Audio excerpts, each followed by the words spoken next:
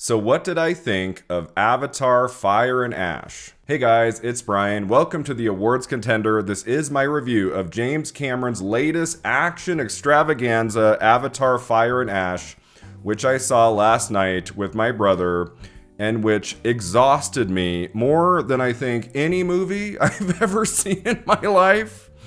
You know, if you're going into this for wall-to-wall action, visual effects, absolute chaos for 3 hours and 15 minutes, you're going to get your money's worth.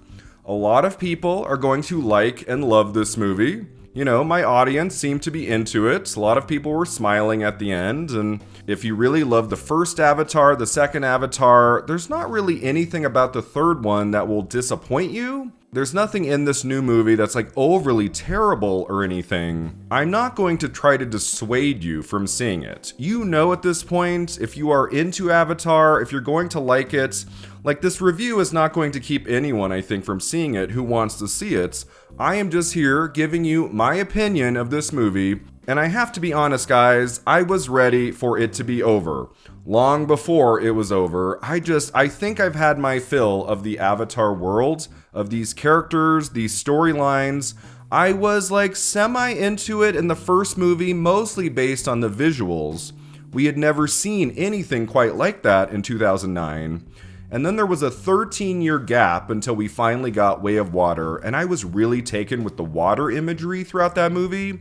Kind of like with the first one, I wasn't like totally compelled and grabbed by the story and the characters, but I was taken enough by those mini scenes in water. They were so lovely to look at. I just was like, okay, a soft recommendation. I'm not a big Avatar fan. I don't love these films. I think in like the long history of James Cameron's work, it's like near the bottom for me. I mean, 3 of my favorite movies of all time are Aliens, Terminator 2, and Titanic.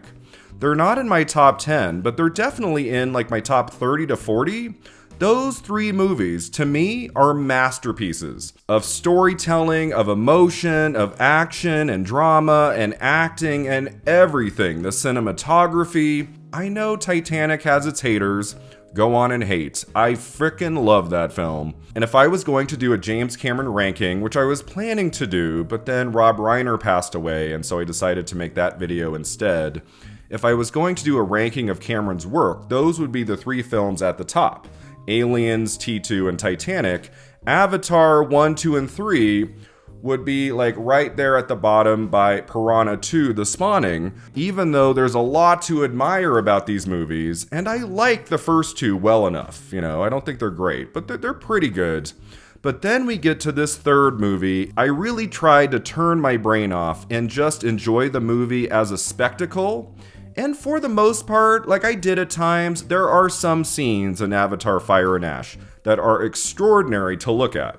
On a visual level, just like the visual effects, what is accomplished technically in this movie. Even when there's not action, when it's like a slower, like talkier scene, you're just like looking at the background and all of the detail. Like on that front, you know, I have nothing bad to say about Avatar Fire and Ash. It's the lack of imagination in the storytelling that got to me after a while. That really made, like, especially the second half of this film, really hard for me to get through. Because we have seen this before, guys. There's like a couple new additions to the third movie, the best of which is the villainous character of Varang, played by Una Chaplin. Whenever that character is on the screen, I was more invested in the narrative. Like, I wanted more with her. If she could have been the star of this film, like, maybe I would have given it a recommendation.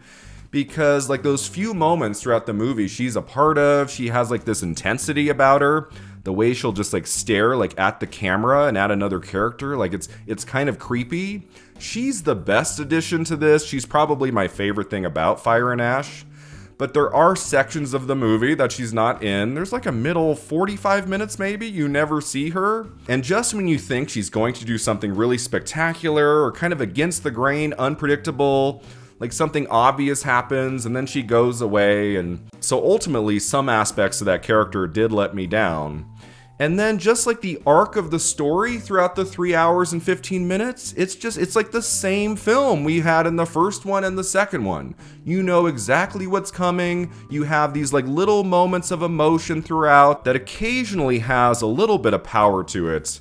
But there's just like so much happening in this movie. There are so many characters. There's so many battles going on, and like the motivations behind everyone from scene to scene.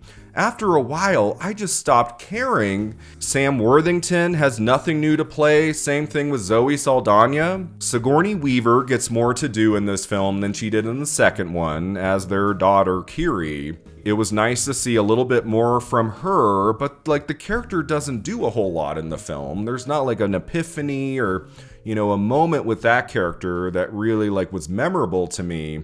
Most of the characters in this third film I found to be very flat, you know, especially the human characters. I mean, forget about it.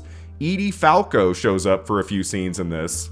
She's got some bad dialogue to say, and then she disappears for 20 minutes. I'm sure she got a good paycheck for this, but she is a dynamite actress given nothing to do with her character.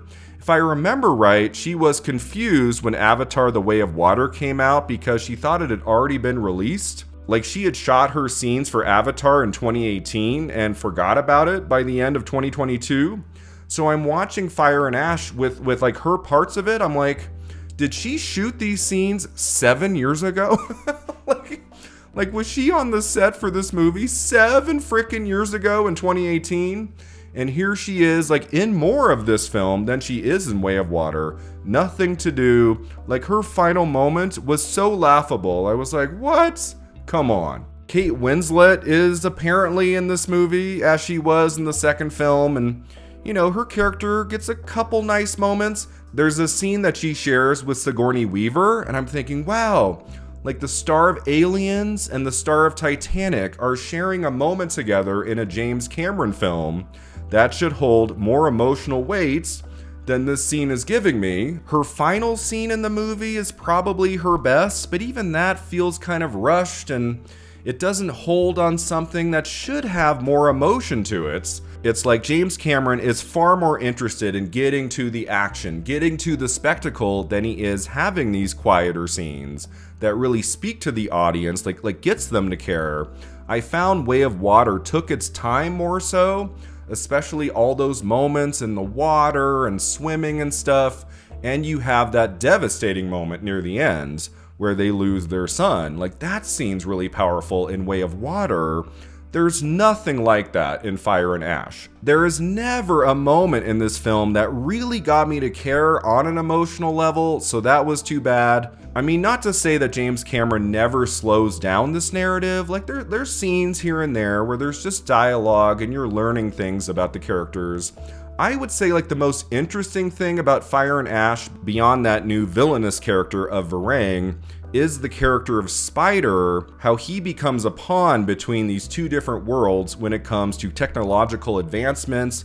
What he is able to do like could mean absolute devastation to the world of Pandora. That part of the screenplay I found interesting, but it doesn't really go anywhere. There's one scene of some emotional power where you think something's going to happen, and there's like some tension to that moment.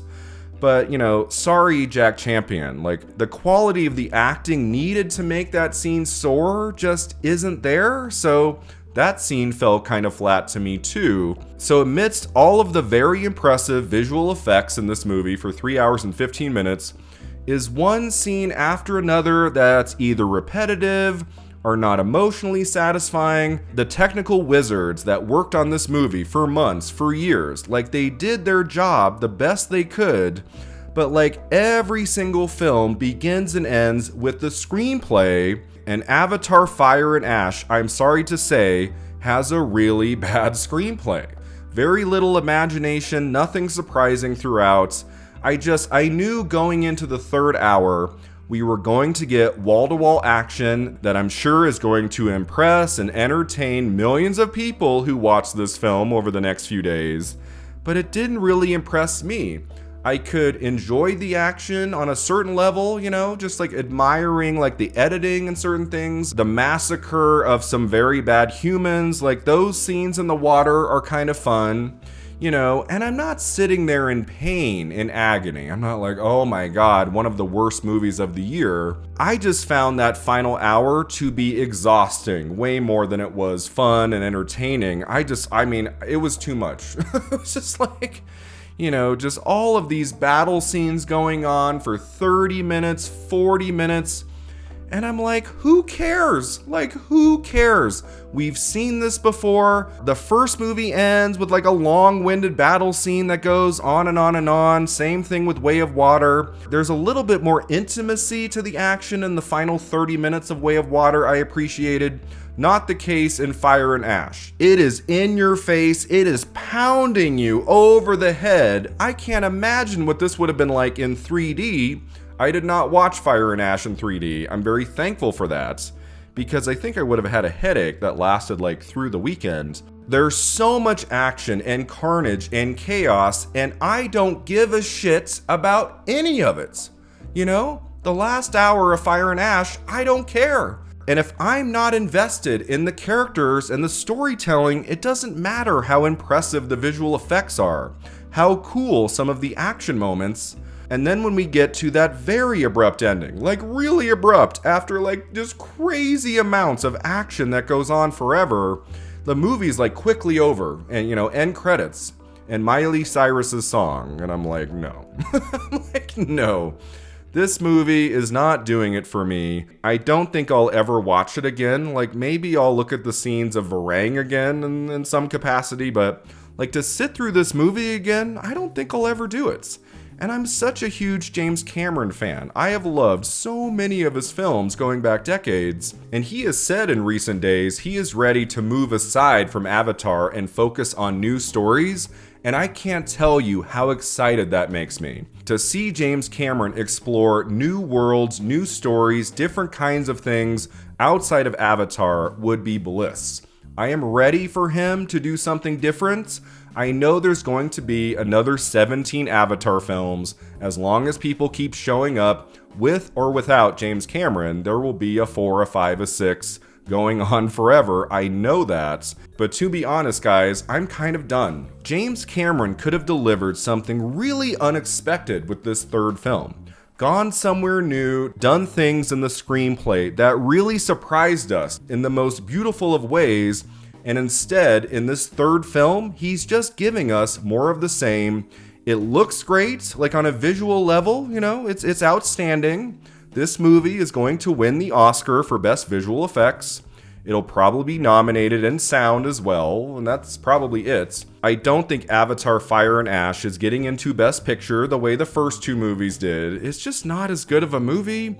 I know people really love it, like people are sharing their takes online and saying, oh my God, the movie of the year. I was invested, I was locked in every second of this thing. And if that's how you feel about Avatar Fire and Ash, all the best to you. Go see it 5 times, 10 times. But once was like enough for me, I'm sorry to say. I give Avatar Fire and Ash a 5 out of 10.